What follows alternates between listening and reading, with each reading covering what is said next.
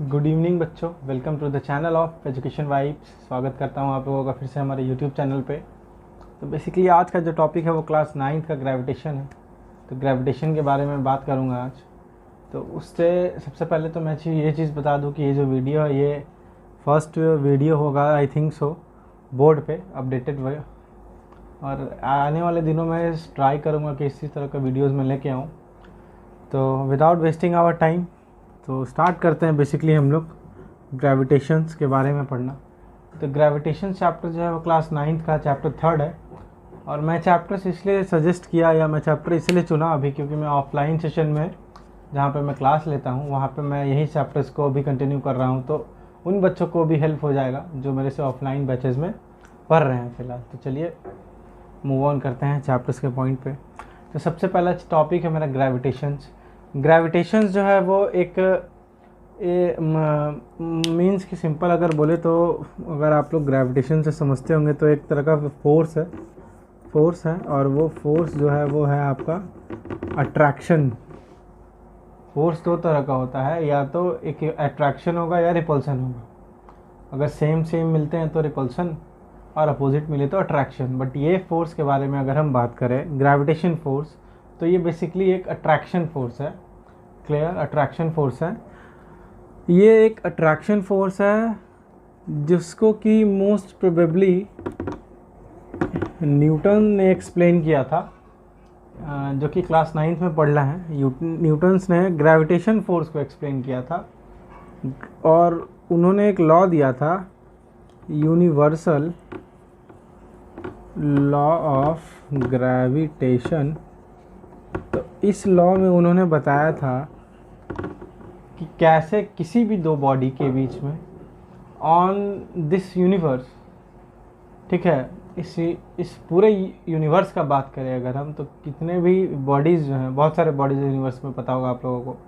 तो किन दो बॉडीज़ के बीच में, यहाँ बात ये हो रहा है कि किन दो बॉडीज़ के बीच में, ठीक है, एक फोर्स लगता है। किसी भी दो बॉडीज़ के बीच में फोर्स लग सकता है। वो आइदर एक मार्कर और एक बोर्ड का बात करें, या जितने भी तरह की चीज़ है ये पृथ्वी पे या पूरे ब्रह्मांड में, यूनिवर्स में, ठीक है, हर एक दो बॉडी के बीच एक फोर्स है जिसको बोलते हैं फोर्स ऑफ ग्रेविटेशन। अब देखिए, फोर्स ऑफ ग्रेविटेशन तो है और ग्रेविटेशन एक अट्रैक्शन वाला फोर्स है। तो आप लोगों को कन्फ्यूज़न हो रहा होगा कि सर अट्रैक्शन है तो फिर अट्रैक्ट क्यों नहीं कर पा रहा। तो अट्रैक्ट नहीं कर रहा है, इसके पीछे रीज़न ये है कि यूनिवर्सल लॉ ऑफ ग्रेविटेशन जो न्यूटन ने दिया था, मेन रीज़न इसका वही है। वहीं पे आपको सारा कुछ रीज़न मिल जाएगा कि कैसे फोर्स कब ज़्यादा काम करता है, कब जो है वो इसका इफ़ेक्ट घट जाता है। ठीक है, तो ये चीज़ है। अब एक चीज़ और मैं क्लियर करना चाहूँगा फ़िलहाल यहाँ पे कि यूनिवर्सल लॉ ऑफ ग्रेविटेशंस में न्यूटन्स ने बताया ही यही है कि जितने भी यूनिवर्स में बॉडीज़ हैं उन सब के बीच आपस में एक फोर्स ऑफ अट्रैक्शन है। बट हम बात कर रहे हैं, हम अर्थ पे हैं, ठीक है, मास ऑफ अर्थ। यहाँ पे न्यूटन्स ने दो कॉन्सेप्ट लिया था यूनिवर्सल लॉ को एक्सप्लेन करने के लिए। बेसिकली न्यूटन्स ने दो स्टेटमेंट दिए थे। मान लीजिए एक बॉडी है आपका m1 और दूसरा बॉडी है m2 और दोनों के बीच में डिस्टेंस है d। I think so clear दिख रहा होगा आप लोगों को। आई थिंक सो ये चीज़ क्लियर दिख रहा होगा। एक बॉडी है m1, दूसरा बॉडी है m2 और दोनों के बीच में डिस्टेंस है d। तो न्यूटन्स का जो फर्स्ट स्टेटमेंट था यूनिवर्सल लॉ ऑफ ग्रेविटेशंस को लेके कि the force experience between the two bodies is directly proportional to the product of their masses. मतलब इन दो बॉडी के बीच का जो फोर्स है वो किसके डायरेक्टली प्रोपोर्शनल होगा, तो इसके मासेस के प्रोडक्ट के। मतलब इन दोनों का मास अगर मल्टीप्लाई कर देंगे उसी के अकॉर्डिंग इसका फोर्स जो है वो डिफाइन हो जाएगा। डायरेक्टली प्रोपोर्शनल कहने का मतलब उसी के according, as per the statements अगर हम लोग लिखे, then force is directly proportional to m1 into m2। Equationally mathematically ये लिख सकते हैं, एनालिटिकली भी बोल सकते हैं उसको। तो ये एक इक्वेशन हो गया। It means force is directly proportional to m1 into m2। दोनों का मास पे डिपेंड कर गया है यहाँ पे फोर्स। अच्छा, दोनों का मास अगर ज़्यादा होगा तो दोनों के बीच में फोर्स ऑफ अट्रैक्शन ज़्यादा होगा। दोनों का मास कम होगा तो दोनों के बीच में फोर्स ऑफ अट्रैक्शन भी क्या होगा, उतना ही कम होगा। इससे पहला स्टेटमेंट से ये चीज़ क्लियर हुआ कि मास पे भी डिपेंड करता है। अब एक का मास और एक का मास कम, फिर भी एक का तो मास ज़्यादा ना, तो उससे भी फोर्स ऑफ अट्रैक्शन डिपेंड किया। मीन्स डायरेक्टली आप लोग ये समझिए कि जो इन दोनों बॉडी के बीच में फोर्स लगेगा वो इन दोनों के मास के ऊपर डिपेंड किया, और वो सीधा सीधी डिपेंड किया, मीन्स डायरेक्टली इफेक्ट किया। मास बढ़ेगा फोर्स बढ़ेगा, मास घटेगा तो फोर्स भी घटेगा। पहला स्टेटमेंट उन्होंने ये दिया। दूसरा स्टेटमेंट दिया न्यूटन्स ने आपका ये कि दोनों के बीच का जो डिस्टेंस है, दोनों के बीच का डिस्टेंस है, डिस्टेंस का अगर स्क्वायर कर दिए तो वो फोर्स को इफेक्ट किया, तो इन्वर्सली इफेक्ट किया यहाँ पे। तो सीधा सीधी मुद्दा ये समझना है कि डायरेक्टली और इन्वर्सली का मतलब, डायरेक्टली प्रोपोर्शनल का मतलब एक फैक्टर दूसरे फैक्टर के सीधा सीधे डिपेंड है, एक बढ़ेगा दूसरा बढ़ेगा, एक घटेगा दूसरा घटेगा। इन्वर्सली प्रोपोर्शनल कहने का मतलब ये हुआ कि एक बढ़ेगा तो दूसरा घटेगा, और एक घटेगा तो दूसरा बढ़ेगा। इसका मतलब डिस्टेंस को अगर घटाएंगे तो फोर्स बढ़ेगा। हाँ, एक फैक्टर और है डिस्टेंस का स्क्वायर, मतलब डिस्टेंस के स्क्वायर को घटाएंगे तो एक बढ़ेगा। फॉर एग्जांपल फोर्स को अगर हम हाफ किए, इस इक्वेशन से अगर हम एक छोटा सा एग्जांपल दे रहे हैं, सॉरी फोर्स को हाफ नहीं करेंगे, डिस्टेंस, हम डिस्टेंस का बात करें। डिस्टेंस को अगर हमने हाफ किया तो डिस्टेंस का स्क्वायर मतलब हाफ का स्क्वायर इक्वल टू 1/4। तो 1/4 इस इक्वेशंस में फोर्स के डायरेक्टली प्रोपोर्शनल हो जाएगा 4। अगर डिस्टेंस आधा करेंगे तो फोर्स 4 गुना बढ़ गया। तो डिस्टेंस हमने क्या किया, कम, तो फोर्स बढ़ गया। तो जाहिर सी बात है दोनों के बीच में जितना कम डिस्टेंस फोर्स उतना ज़्यादा, जितना ज़्यादा डिस्टेंस फोर्स उतना कम। तो ये दो इक्वेशन दिया है न्यूटन्स ने, किसमें, यूनिवर्सल लॉ ऑफ ग्रेविटेशन में। अब इन दोनों इक्वेशन को इक्वेट करके एक इक्वेशन बना m1 m2/d²। अब एक चीज़ समझिए आप लोग, m1 m2/d² इक्वेशन बना, ये प्रोपोर्शनल का साइन, प्रोपोर्शनल का साइन को जब हम इक्वेट करेंगे तो वहाँ पे एक आता है इक्वल, और इक्वल टू के साथ एक कांस्टेंट आता है। और यहाँ पे मैंने कांस्टेंट देखा होगा आप लोगों को, मैंने लिखा g। यहाँ पे मैंने कांस्टेंट क्या लिखा, g।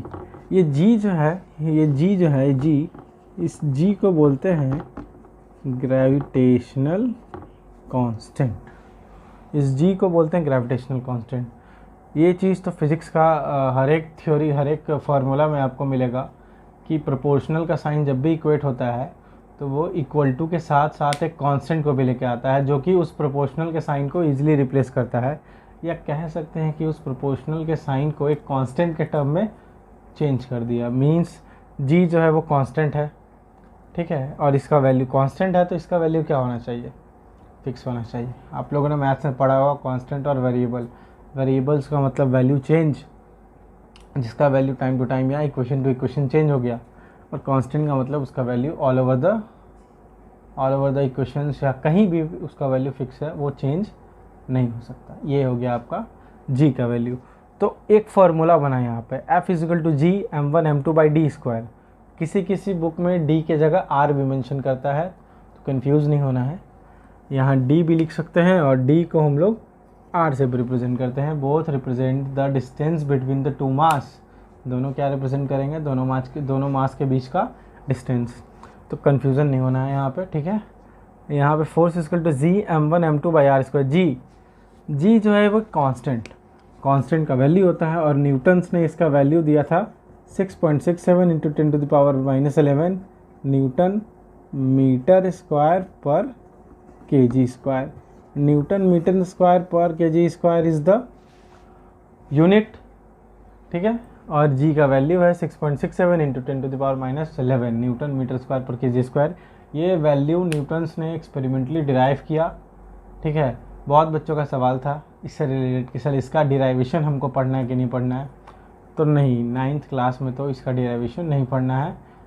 फर्दर क्लासेस में मे भी आपको एक्सपेरिमेंटली प्रूफ करके दिखा दिया जाए, बट हाँ 9th क्लास में आपको कांस्टेंट का value g = 6.67 × 10⁻11 newton metre square पर kg², इसका इस g का वैल्यू जो है तो आपको 9th में फ़िलहाल नहीं पढ़ना है। तो इसके लिए आप लोग डाउट में ना रहें, क्लियर रहे कि ये जो इक्वेशन यूनिवर्सल लॉ ऑफ ग्रेविटेशंस का न्यूटन्स ने दिया, ठीक है, मैं एक बार रिवाइज कर देता हूँ। उन्होंने दो स्टेटमेंट दिया था। पहला, फोर्स को मासेस के प्रोडक्ट के डायरेक्टली प्रोपोर्शनल बताया। दो बॉडी है, दोनों का मास है और उसके बीच में कोई डिस्टेंस है d या r है। और फोर्स को डिस्टेंस के स्क्वायर के इन्वर्सली प्रोपोर्शनल बताया, मतलब मास बढ़ेगा तो फोर्स बढ़ेगा और डिस्टेंस बढ़ेगा तो फोर्स घटेगा। अब साइड सी बात है, आप मैग्नेट का एग्जांपल लो। मैग्नेट को अगर आप क्लोज लेके आओगे तो वो अट्रैक्ट करता है, पर जैसे ही उसके डिस्टेंस को दूर करते हो दोनों के बीच का जो फोर्स है वो क्या हो जाता है, कम होने लगता है ना, क्योंकि डिस्टेंस बढ़ने लगा। तो सेम लॉजिक यहाँ पे भी है कि दोनों के बीच का, अगर दोनों मास के बीच का डिस्टेंस बढ़ा तो फोर्स घटने लगा, लेकिन इस तरह से घटा कि स्क्वायर, मतलब स्क्वायर के फॉर्म में घटा। तो ये थ्योरी बेसिकली, ये जो F directly proportional to distance square, inversely proportional, sorry directly नहीं, inversely, force is inversely proportional to distance का स्क्वायर, ये न्यूटन्स ने बेसिकली सोचा। अपने एक डिराइवेशन, अपने एक लॉ को उन्होंने डिराइव किया। इस चैप्टर्स में एक दो चीज़ इंपॉर्टेंट है, इन्वर्स स्क्वायर लॉ डिराइवेशन, जो कि केपलर्स के मदद से हुआ था। केपलर्स के बारे में भी पढ़ना है, Kepler's law of planetary motion. Kepler ने भी खुद में वो लॉ नहीं दिया था, उन्होंने एक साइंटिस्ट का मदद लिया था, ठीक है, उसका नाम मेरे को अभी ध्यान में नहीं है, बट वो साइंटिस्ट ने बहुत पहले दिया था प्लैनेटरी मोशन का लॉ, जिन पे, क्योंकि वो साइंटिस्ट बहुत पहले दिया था, तो जब वो डेथ कर चुके थे तो उसके बाद केपलर्स ने उस लॉ को इम्प्लीमेंट किया था और दिया था प्लैनेटरी मोशन का लॉ। बट केपलर्स ने भी क्लियर नहीं कर पाया कि आखिर प्लैनेट्स का मोशन का रीज़न क्या है।